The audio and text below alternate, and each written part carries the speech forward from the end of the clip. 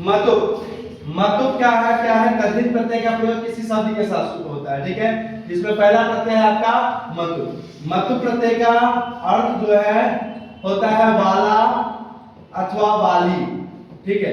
जैसे हम लोग बोलते हैं फल वाला, चाय वाला, ठीक है। तो उसके अर्थ में इसका प्रयोग किया जाता है। शक्ति वाला, शक्ति वाली, बुद्धि वाला, बुद्धि वाली, जैसे हम चैप्टर 2 पढ़े हुए हैं बुद्धिमती, वो बुद्धि जोड़ मतुप मिलकर के बनता है, ठीक है।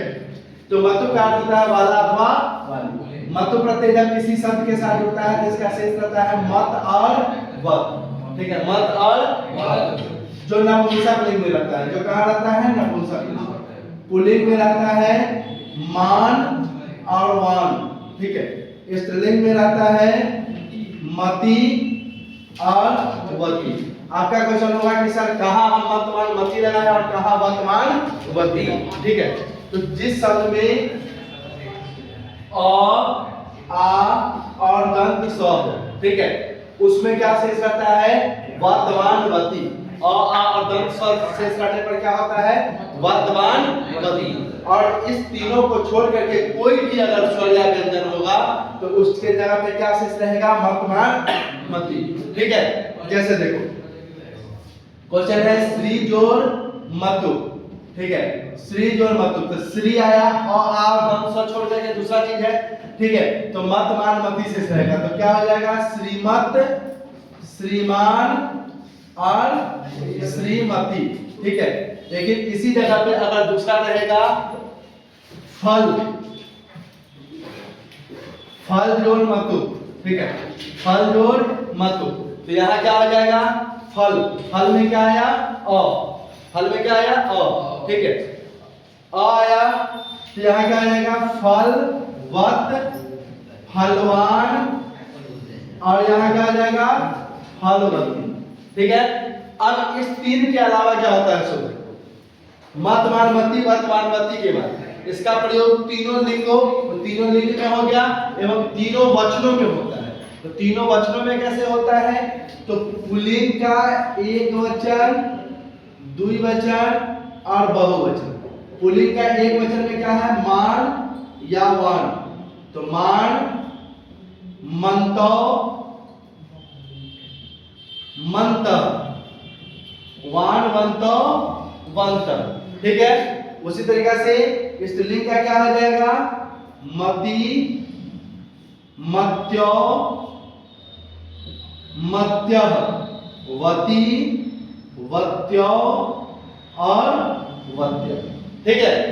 अगर आपका कर्ता जो है एक वचन में होगा, पुल्लिंग में होगा तो मान लगाएंगे या वान लगाएंगे, अगर द्विवचन में होगा तो मंतो या मंतो। अब ये देखना है कि जिस शब्द में हमको मतु प्रत्यय जोड़ना है वो शब्द के अंत में अ आ या दंत स इस तीन में आ रहा है या इस तीन के अलावा कुछ आ रहा है। अगर ये तीनों आएगा तो वर्तमान मति शेष रहेगा और इस तीन के अलावा अगर आएगा तो वर्तमान मति शेष रहेगा, ठीक है।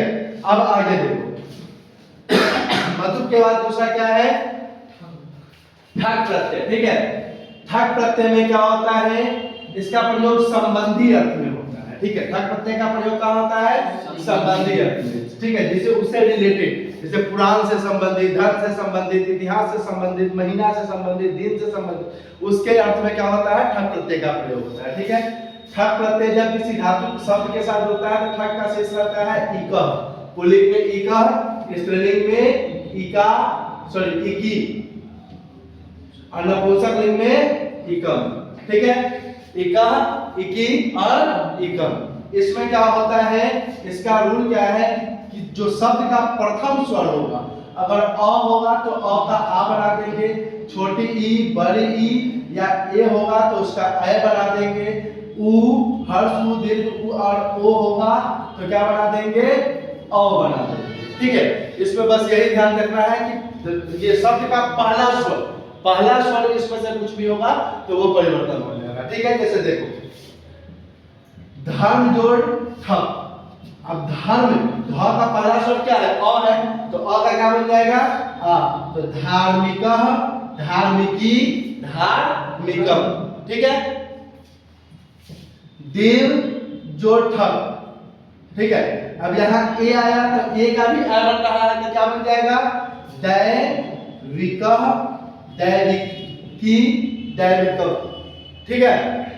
पुराण जोड़ कर उ आया तो उ का क्या बन जाएगा, औ तो क्या हो जाएगा, पौराणिकः, पौराणिकी, पौराणिकम। ठीक है। ठक के बाद आता है त्व। त्व में क्या होता है, त्व प्रत्यय का किसी, त्व प्रत्यय का प्रयोग भाववाचक संज्ञा बनाने के लिए होता है। त्व प्रत्यय का प्रयोग कहाँ होता है, भाववाचक संज्ञा बनाने के लिए होता है। ठीक है। त्व प्रत्यय जब किसी शब्द के साथ जुड़ता है तो त्व का बन जाता है त्वम, इसमें कोई भी परिवर्तन नहीं होता है, सिर्फ त्व का त्वम हो जाता है। ठीक है। जैसे देखो देव जोड़ त्व, ठीक है, तो क्या बन जाएगा, देव व त्व का त्वम बन जाएगा। ठीक है।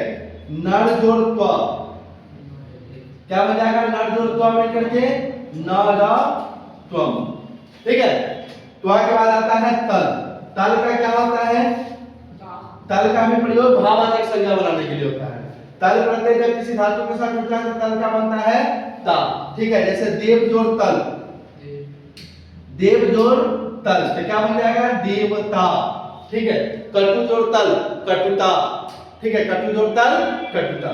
इस दोनों प्रत्यय में ध्यान देना है कि शब्द में कोई परिवर्तन नहीं होगा। शब्द में अगर जो रहेगा वही लिखा जाएगा। ठीक है। अगर दो त है तो दो त हो जाएगा। जैसे देखो महत जोड़ त्व, तो एक तो यहाँ आया और एक तो यहाँ आया तो क्या हो जाएगा, महत्वम। ठीक है। दोनों का प्रयोग हुआ ना, हमेशा यही ध्यान देना है। ठीक है। अब ये तद्धित के बाद आता है स्त्री। स्त्री देखो क्या है, स्त्री में क्या होता है, पहला है टाप। टाप प्रत्यय जब किसी पुल्लिंग शब्द के साथ जुड़ता है तो इसका शेष रहता है आ। टाप प्रत्यय जब किसी पुल्लिंग शब्द के साथ जुड़ता है तो क्या शेष रहता है, इसका आ शेष रहता है। ठीक है। जैसे अज जोड़ टाप, अज जोड़ टाप, तो अज रह जाएगा, इसमें आ जोड़ देंगे तो क्या हो जाएगा, अजा। ठीक है। अज जोड़ टाप, अजा। इसका नोट क्या होता है कि जिस शब्द के अंत में अक शेष रहता है, क्या शेष रहता है, अक शेष रहता है, तो इस अ को हम क्या करते हैं, छोटी ई में बदल देते हैं। अ को क्या करते हैं, छोटी ई में बदल देते हैं। जैसे देखो बालक जोड़ टाप। ठीक है। बालक जोड़ टाप, तो बा यहाँ अ का आया, ल में और यहाँ क आया तो अ का आया, तो इ ल को क्या करेंगे, ली कर देंगे, तो बाली का। गायक जो टाप, गायिका। नायक जो टाप, नायिका। धावक जो टाप, धाविका। ठीक है। अगला क्या है, इंगित प्रत्यय। इंगित में क्या होता है, इसका दीर्घ ई शेष रहता है। इंगित प्रत्यय का क्या शेष रहता है, दीर्घ ई शेष रहता है। ठीक है।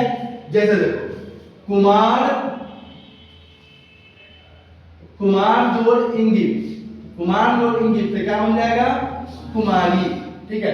इसका नोट क्या होता है, इसका रूल है कि देवतावाची और संबंधवाची, मतलब देवता से जुड़ा हुआ या संबंध से जुड़ा हुआ किसी का नाम। ठीक है। उसमें अगर हम इंगित प्रत्यय जोड़ेंगे तो इसका रूल हो जाएगा शब्द जोड़ आन जोड़ दीर्घ ई। ठीक है। जैसे देखो वरुण जोड़ इंगित। ठीक है। तो इसको जोड़ना होगा तो क्या हो जाएगा, वरु न, नौ में आन जोड़ेंगे तो ना न हो गया, क्या हो जाएगा, वरुणानी। ठीक है। वरुणानी, समझ में आया। मातुल, मातुल मतलब होता है मामा। मातुल जोड़ इंगित तो क्या हो जाएगा, मातु, ल में आ जोड़े तो ला नी, मातुलानी। हो गया, प्रत्यय पूरा कंप्लीट हो गया।